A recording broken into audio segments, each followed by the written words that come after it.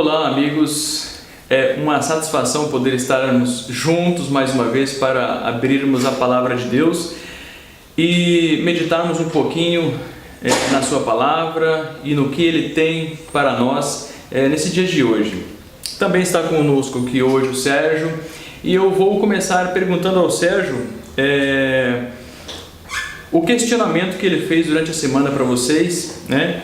Abrindo aqui a Bíblia, no livro de João, capítulo 3, verso 16, que diz assim: Porque Deus amou o mundo de tal maneira que deu o seu Filho unigênito, para que todo aquele que nele crê não pereça, mas tenha a vida eterna.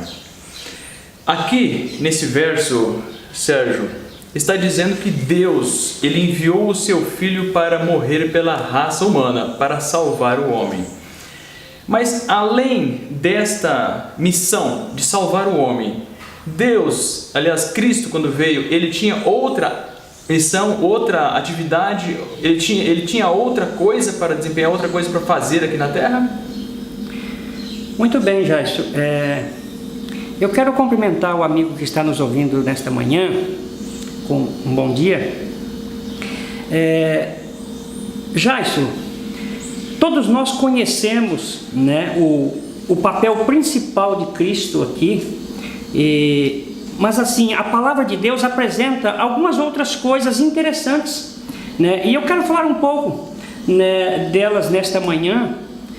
Por exemplo, eu quero convidar você e o amigo que está em casa também para abrir comigo a palavra de Deus. E a Bíblia, ela vai nos apresentar o que Cristo fez mais, além de vir salvar o homem, tá bom? 1 Timóteo, no capítulo 6 e o verso 16. Olha, 1 Timóteo, no capítulo 6 e o verso 16, aqui quem escreveu esta carta, esta epístola foi Paulo, né? E ele fala assim, olha, aquele que tem, ele só, a imortalidade e habita na luz inacessível, a quem nenhum homem viu, nem pode ver, ao qual seja honra e poder sempre eterno. Amém. Jairson, Paulo aqui está dizendo que Deus, ele nunca foi visto pelo homem, ou seja, a raça humana, de uma forma geral, nunca viu a Deus. E eu quero abordar um pouco esse aspecto aqui. Por quê? Porque eu quero ler mais alguns textos e eles vão nos deixar muito claro que Cristo, Ele veio para mostrar, para revelar a Deus ao homem, né? Por exemplo, olha, perceba bem o que diz aqui, olha, o segundo texto que eu tenho, que é ainda no Evangelho de João, tá? O Evangelho de João que você acabou de ler, no capítulo 5 e o verso 37, né? Aqui ele diz assim, olha: E o Pai que me enviou, Ele mesmo testificou de mim. Vós, ele se dirige ao povo, olha, vós nunca ouvistes a sua voz, nem vistes o seu parecer. Quer dizer, aqui Jesus está concordando com o que Paulo disse, que homem nenhum viu a Deus. Agora Cristo diz assim, olha, entende? O Pai que me enviou, entende? Foi Ele que me enviou. E assim, olha, vocês nunca ouviram Ele. Vocês nunca viram e nem ouviu Ele. Ou seja, Ele nunca falou a vocês. Compreende? Sim. Mas existe um outro texto, já ainda que é bem mais claro. E eu gostaria de levar você e o amigo que está em casa também assistindo, para ele, que é no mesmo capítulo, só que vamos voltar aqui no capítulo 1, aliás, no mesmo livro, mas no capítulo 1 do Evangelho de João, e no verso 18. Olha o que o discípulo diz aqui. Ele fala assim, ó, Deus nunca foi visto por alguém. Ou seja, se alguém falar assim, eu já vi a Deus, esse alguém está faltando com a verdade, porque Deus nunca foi visto por ninguém. Mas o que é que acontece? Aí ele continua, né? Ele fala assim, ó, o Filho unigênito, ou seja, o Filho de Deus, entende? Entende? Que está no seio do Pai, este o revelou. Ou seja, você percebe que Cristo, além de vir salvar o homem, Ele também, Jairson, Ele veio revelar a Deus para o homem. Sim. Ele veio mostrar o caráter de Deus para a humanidade. Então, uma das missões, além de salvar o homem, Deus veio revelar o caráter de seu Pai. Veio revelar o seu Pai, é isso, né? Correto. Essas são as informações que nós temos dentro da própria palavra. Sim. Inclusive lá no livro de João, aqui no capítulo 14, se nós formos um pouco mais para frente, no verso 9, está relatado... na verdade, eu vou ler aqui 3 versos que eu pensei agora, que vão trazer uma claridade a mais sobre isso, sobre essa obra de Jesus vir aqui revelar o Pai, né? João 14, verso 9, diz assim: disse-lhe Jesus: estou há tanto tempo convosco e não me tendes conhecido, Felipe? Quem me vê a mim, vê o Pai. E como dizes tu, mostra-nos o Pai? Interessante isso aqui, né? Jesus disse: olha, se vocês estão me vendo, vocês estão vendo ao Pai. E por que você pergunta ainda, mostra-nos o Pai? Mas aí tem uma questão que talvez alguém pode falar assim: então é a mesma pessoa, né? O Pai e o Filho é uma pessoa só. E na verdade não é isso que Jesus estava querendo dizer. Porque o contexto da Bíblia nos dá uma outra verdade. O Pai é uma pessoa, o Filho é uma outra pessoa, não é um único ser. E isso está aqui no livro de João, um pouco para trás, no capítulo 10, verso 30. Em conexão com mais um verso que eu vou ler mais tarde, aqui no verso 30 do capítulo 10 diz assim: eu e o Pai somos um. Aqui ainda não está 100% claro, né? Sim. Por exemplo, aqui fala assim: eu é uma pessoa e o Pai é outra pessoa. Somos um. Espera aí. Então quer dizer que Sérgio Apolinário é uma pessoa. Sérgio, talvez quisesse dizer um nome, Apolinário é outro nome, né? Mas não é. Na verdade, aqui são 2 pessoas. E no mesmo livro de João, o mesmo autor, no capítulo 17, ele nos ajuda a entender. E agora, neste contexto aqui, não tem como nós entendermos diferente. Porque realmente existe pessoas que acreditam que o Pai e o Filho, eles são uma pessoa, no sentido de que não existe 2 seres. Mano, a Bíblia diz que o Pai é uma pessoa e o Filho é outra pessoa. E isso está claro aqui em João 17, verso 20, 21 e 21, 22 e 23, no capítulo 17. Olha só o que diz aqui. Jesus então diz: para que todos sejam um, como tu, ó Pai, o és em mim e eu em ti, que também eles sejam um em nós, para que o mundo creia que tu me enviaste. Verso 22 agora: e eu dei-lhes a glória que a mim me deste, para que sejam um, como nós somos um. Sérgio, você e eu somos uma pessoa. Concordo. É nesse sentido que João está escrevendo, e Jesus disse, mais tarde João, o seu apóstolo, escreveu: nós não somos um indivíduo, nós temos pensamentos, propósitos, objetivos iguais. O Pai e o Filho têm nesse sentido que eles são uma pessoa. Aqui fala inclusive como eles são uma pessoa, os seus apóstolos são uma pessoa, o Pai e o Filho também são uma pessoa. Os apóstolos de Jesus, na verdade, eles continuaram sendo 12, porém, único, num corpo só. Eles eram um em objetivo. Olha o verso 23 que diz aqui: eu neles, Jesus que diz, eu neles e tu em mim, para que eles sejam perfeitos em unidade, para que o mundo conheça que tu me enviaste a mim.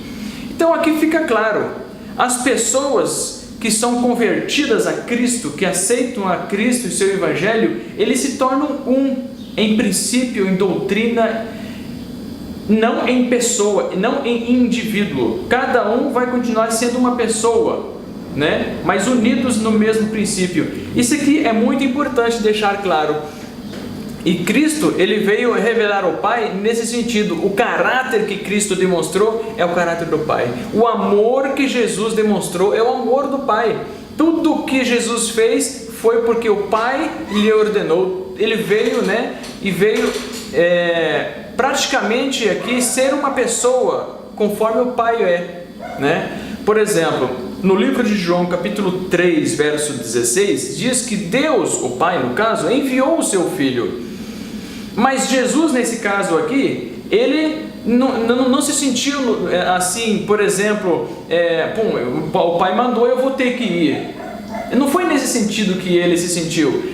Ele estava amando a humanidade também, e ele se entregou. Paulo, um pouco mais tarde, nas suas cartas apostólicas, ele também fala sobre isso. Cristo se entregou a si mesmo por amor à humanidade, entregando a sua vida, Isso é importante. Olhando assim, Jesus, ele teve um ministério bastante reduzido, A Bíblia diz que foi 3 anos e meio que Cristo realmente ele se apresentou, no caso para a humanidade na época, para Israel, e para as nações vizinhas ali também tiveram essa oportunidade de muitas pessoas conhecê-lo, mas foi só 3 anos e meio. Mas nesses 3 anos e meio, Cristo ele fez muita coisa que, por exemplo, hoje não existe ninguém, não existe uma única pessoa, amigo, que tem a popularidade de Cristo.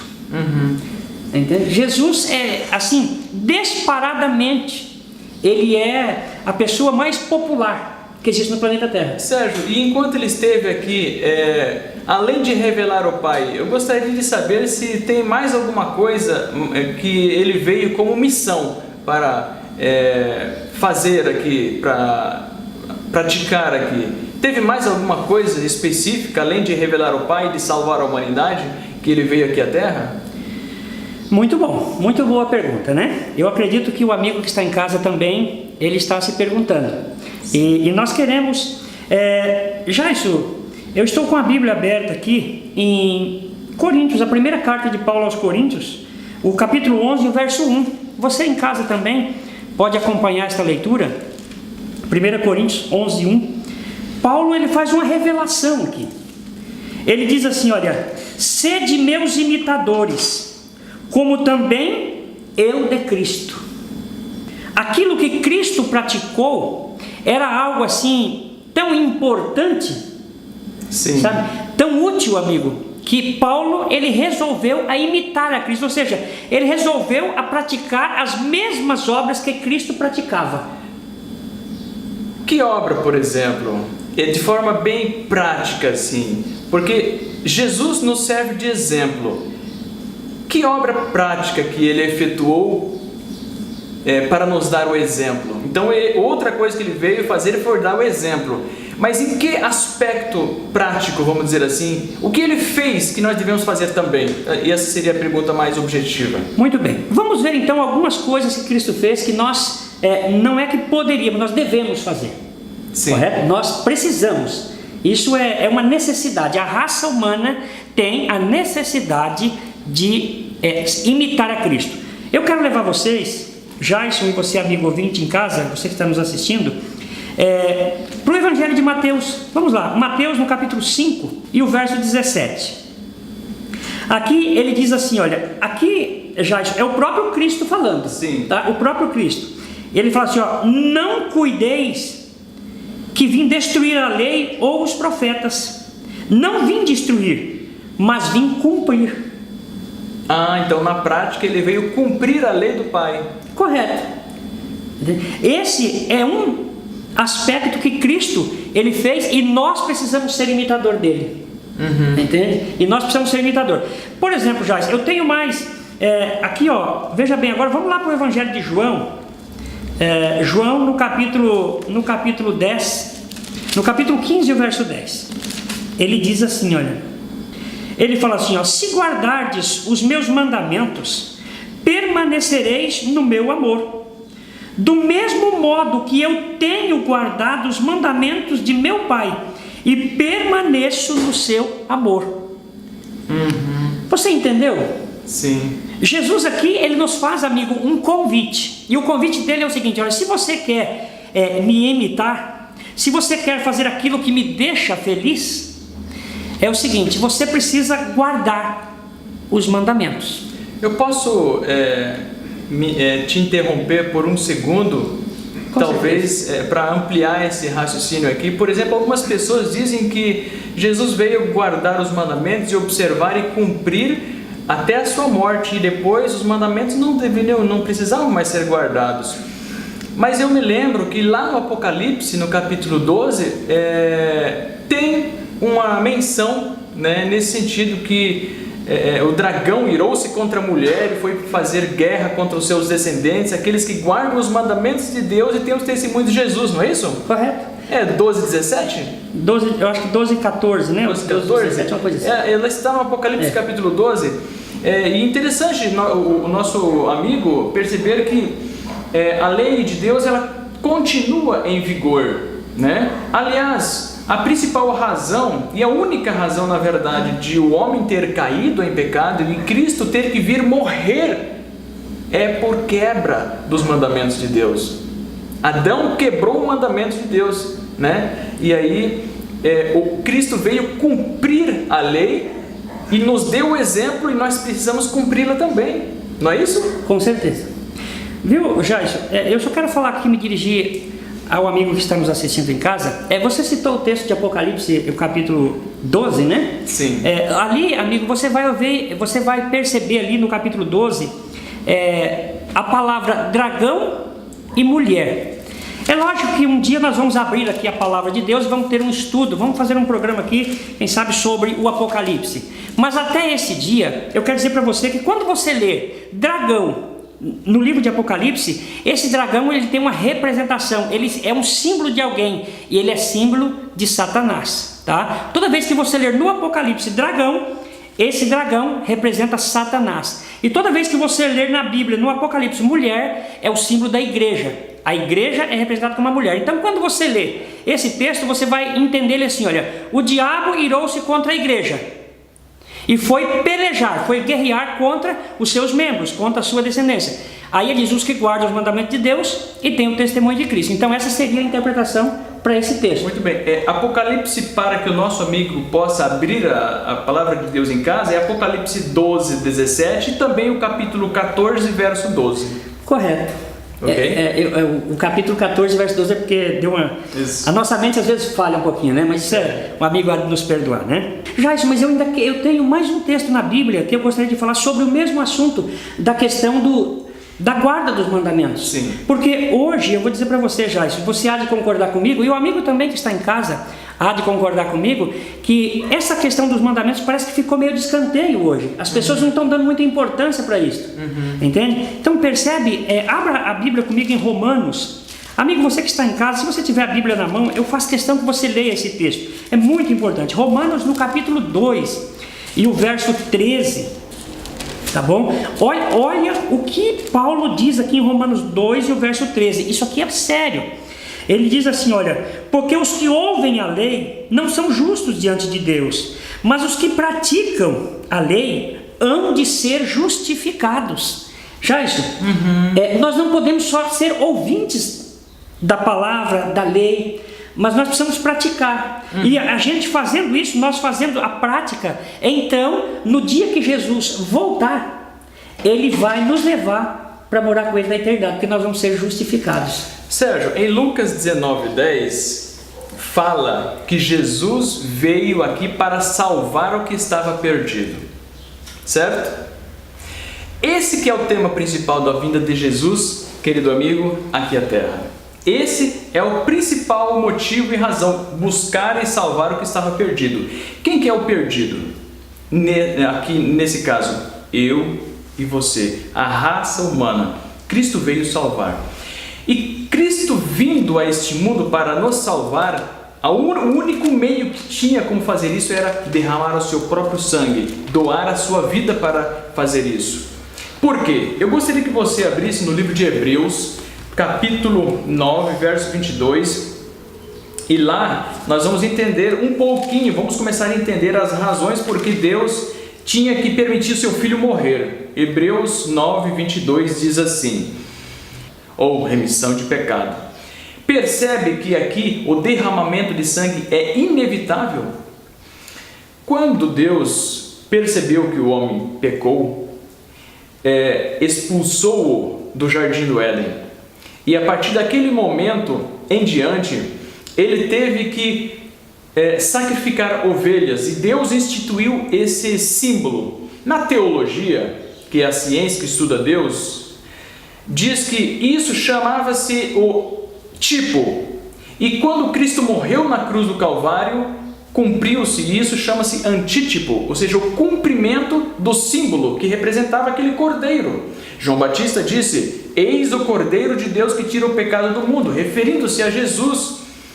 Cristo é o Cordeiro de Deus, é o último cordeiro a ser sacrificado, e depois de Cristo nunca mais haveria necessidade de se sacrificar. Por exemplo, hoje nós não sacrificamos mais um cordeiro, porque Cristo é o último e perfeito sacrifício que existiu. Antes da morte de Cristo, sim, era necessário você levar um cordeirinho, colocar a sua mão sobre a cabeça dele, confessar os pecados sobre ele, e simbolicamente os seus pecados eram transferidos para o cordeiro, e então o sangue daquele cordeiro era levado para o santuário, e naquele ritual de sacrifício, os seus pecados eram transferidos pelo cordeiro, ao sangue do cordeiro, e para o santuário do povo de Israel. Essa era a forma de você ser livre. Hoje é muito simples, você ajoelha,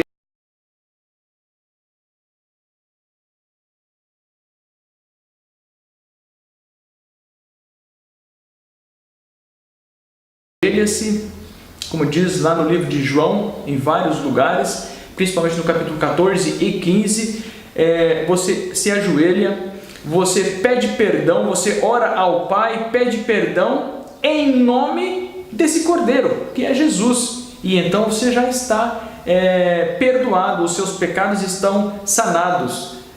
Hoje é muito simples, né?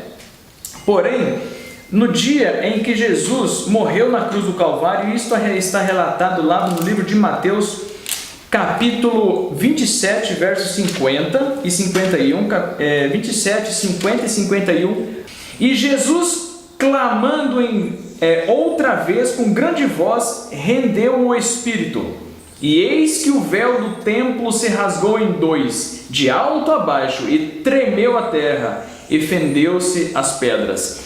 Aqui, simbolicamente, o véu do santuário, que durante 1500 anos era aspergido o sangue do cordeiro com os pecados, simbolicamente com os pecados dos homens, agora rasgou-se, não era mais necessário.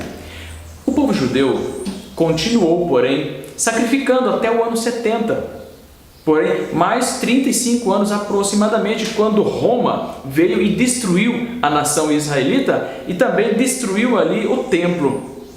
E nesse momento, então não houve mais sacrifício por parte de Israel e os cordeiros deixaram de ser sacrificados. Porém, diante de Deus, desde a morte de Cristo, não havia mais a necessidade de sacrificar uma ovelha. Entendeu, Sérgio? Agora, hoje não precisamos mais de sacrificar uma ovelha. Está escrito, por exemplo, lá no livro de Hebreus, capítulo 9, verso 12, nem por sangue de bodes e bezerros, mas por seu próprio sangue, entrou uma vez no santuário, havendo efetuado uma eterna redenção. Querido amigo, Paulo deixa claro que não há mais necessidade de sacrificarmos ovelha.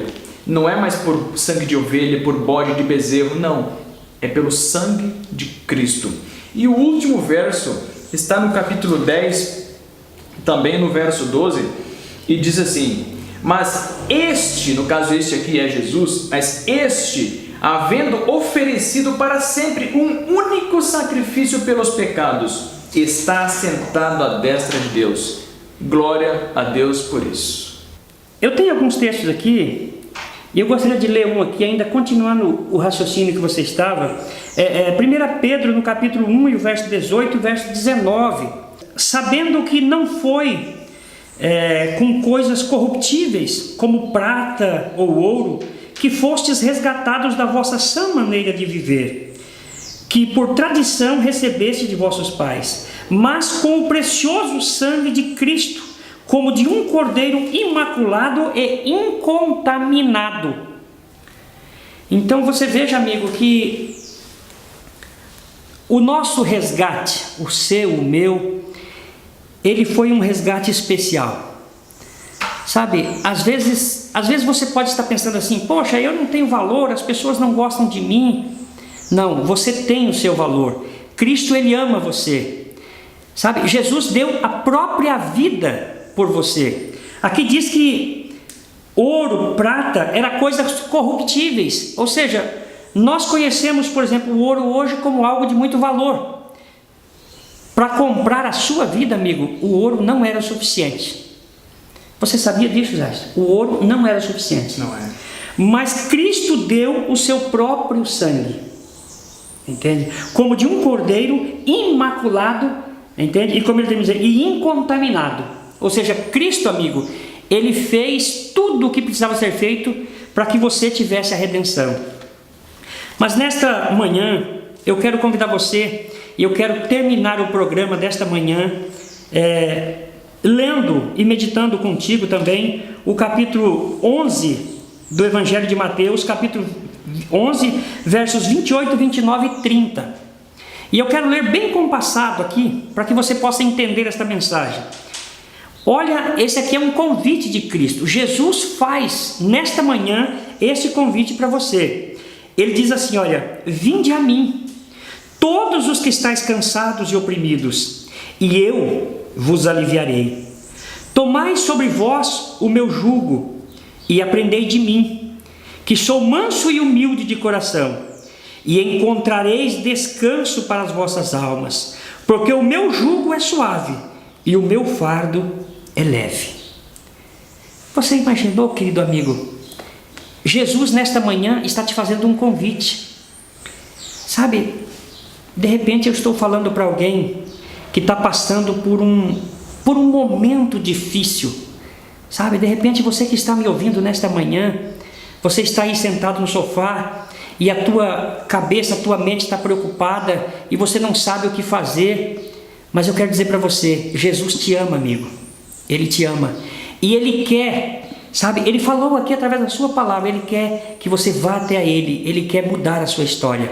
Que você, querido amigo, nesta manhã possa pensar sério nisso. Jesus te ama mais do que qualquer coisa. E que Deus, querido, possa abençoar grandemente você, a sua família e a sua vida de uma forma geral. Que Deus os abençoe. E neste momento, para nós finalizarmos, eu quero pedir ao meu amigo e irmão Jaison que faça uma oração agradecendo a Deus por esse programa e principalmente para as pessoas, Jaison, que estão em casa nos assistindo nesta manhã. Sim. Vamos orar. Querido Pai Celestial, nós te agradecemos, Senhor, em primeiro lugar porque nos amaste, enviando o seu Filho, teu único Filho, para vir a esta terra e nos resgatar com o seu próprio sangue. Amém, Pai. Obrigado, Senhor, porque Cristo realizou esta missão e nos resgatou, e hoje unicamente nós que precisamos tomar a decisão de nos unirmos a Cristo e aceitá-lo como nosso Salvador. Amém. Que o Senhor possa tocar no coração de cada um dos que estão ouvindo essas mensagens, que possa nos tocar o coração e que possamos nos entregar e fazer aquilo que Cristo veio fazer, cumprir a lei do Pai, andar nos caminhos que Ele nos ensinou. Em nome do Teu Filho amado Jesus é o que nós pedimos e agradecemos. Amém. Amém.